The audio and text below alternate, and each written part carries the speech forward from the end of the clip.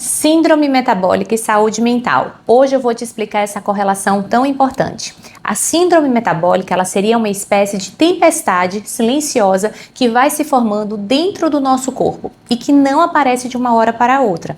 Ela vai se construindo pouco a pouco sobre uma forma de resistência à insulina, ou seja, o paciente ele começa a apresentar altos níveis de glicação, altos níveis de insulina, inflamação, acúmulo de gordura visceral, a inflamação silenciosa. Consequentemente, um aumento da glicose em vários tecidos, a glicação, elevação da pressão arterial e disfunção do colesterol, que também é chamado tecnicamente de dislipidemia. Quando todos esses fatores eles se combinam, eles criam um terreno inflamatório e oxidativo, que altera a fisiologia celular, a função da mitocôndria e o nosso equilíbrio hormonal. Ou seja, em vez de nós termos um sistema orquestrado e harmônico, o corpo ele passa a operar num modo de sobrevivência, economizando energia e reduzindo a plasticidade metabólica e cerebral. De uma forma simplificada, nós podemos imaginar que a síndrome metabólica ela é como se fosse um curto-circuito energético. A célula ela recebe o combustível, que é a glicose, mas ela não consegue utilizar essa glicose de forma adequada. Por isso que a resistência à insulina e o excesso da insulina acaba sendo estocada em forma de gordura. E isso gera uma inflamação sistêmica adicional, que é como se fosse uma fumaça invisível que fica circulando dentro do nosso sangue. E acaba atingindo tecidos que são muito sensíveis, como o nosso cérebro. Essa inflamação crônica de baixo grau, ela altera a função de neurotransmissores, reduz a neurogênese no hipocampo, ela interfere no eixo HPA, que é o eixo hipotálamo, hipófise adrenal, e contribui para a ativação microglial, mecanismos fortemente implicados em depressão, ansiedade, declínio cognitivo. A ligação entre síndrome metabólica e saúde mental ela é bidirecional.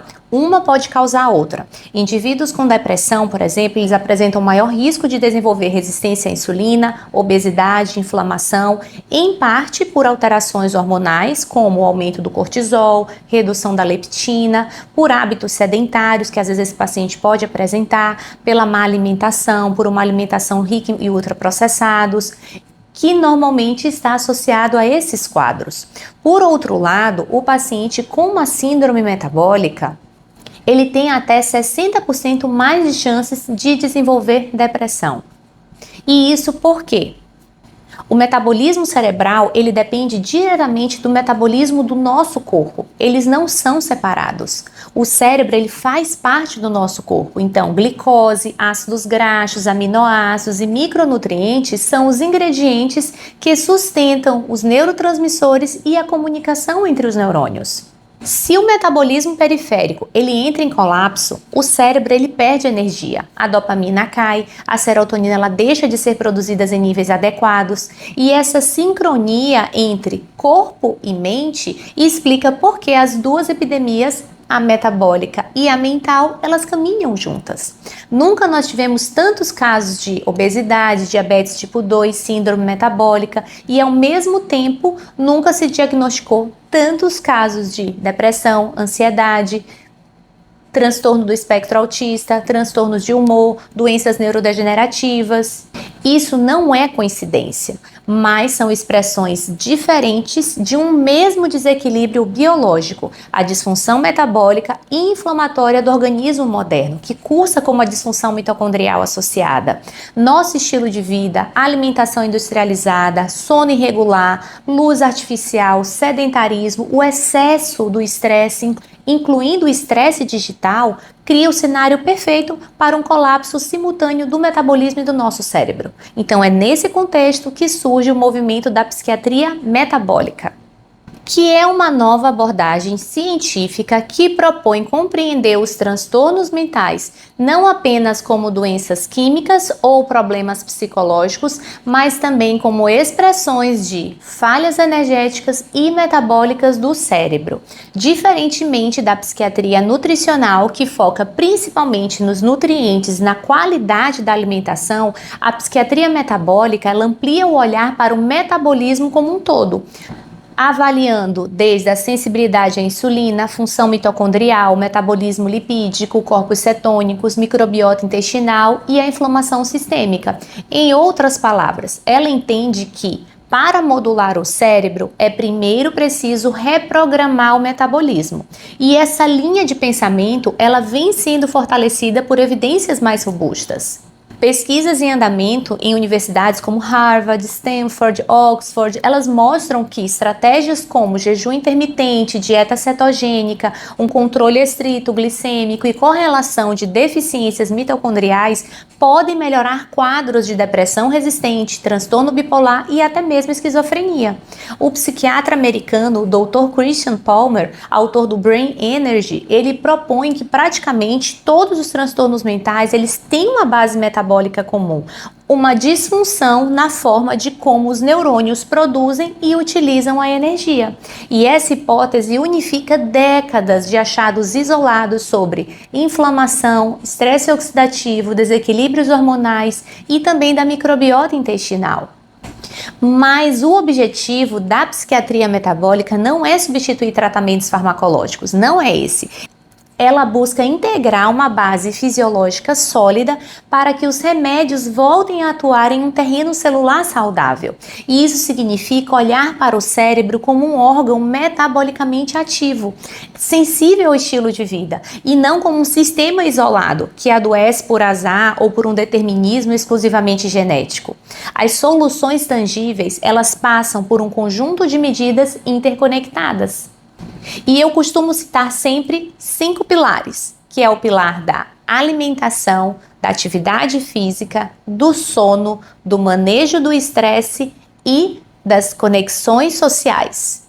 As soluções tangíveis passam por um conjunto de medidas que estão interconectadas. O primeiro pilar é a alimentação anti-inflamatória, de baixo índice glicêmico, reduzindo então açúcares simples, ultraprocessados, priorizando gorduras boas, proteínas e vegetais ricos em polifenóis. O segundo é a atividade física regular, que funciona como uma espécie de antidepressivo metabólico. Então, aumentando a sensibilidade à insulina, porque o músculo ele não deixa de ser uma glândula, e isso estimula a neurogênese por causa da liberação das miocinas. O terceiro pilar é a qualidade de sono, que é essencial para equilibrar o cortisol, grelina e permitir que haja uma regeneração mitocondrial e também a ação do nosso sistema nervoso linfático, que é responsável por reduzir as toxinas cerebrais. O quarto pilar é o manejo do estresse e a exposição à luz natural, que regula o nosso eixo circadiano, reduz a inflamação. O outro pilar, o intestino.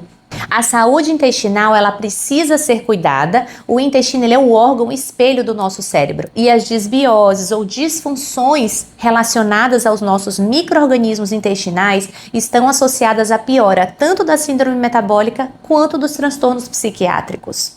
Além disso, nós temos também o quinto pilar, que eu costumo chamar de conexões sociais, e o de espiritualidade, que é o pilar que mostra que a nossa saúde mental ela vai muito além apenas de nutrientes, mas nós precisamos nos relacionar com outras pessoas, pessoas que vivem em solidão normalmente tem uma tendência maior a desenvolver transtornos psiquiátricos. Então, viver em comunidade, viver com um propósito, que nós chamamos hoje de Ikigai, pode trazer a motivação para as pessoas continuarem, apesar das suas condições de saúde e das adversidades que pode vir a enfrentar.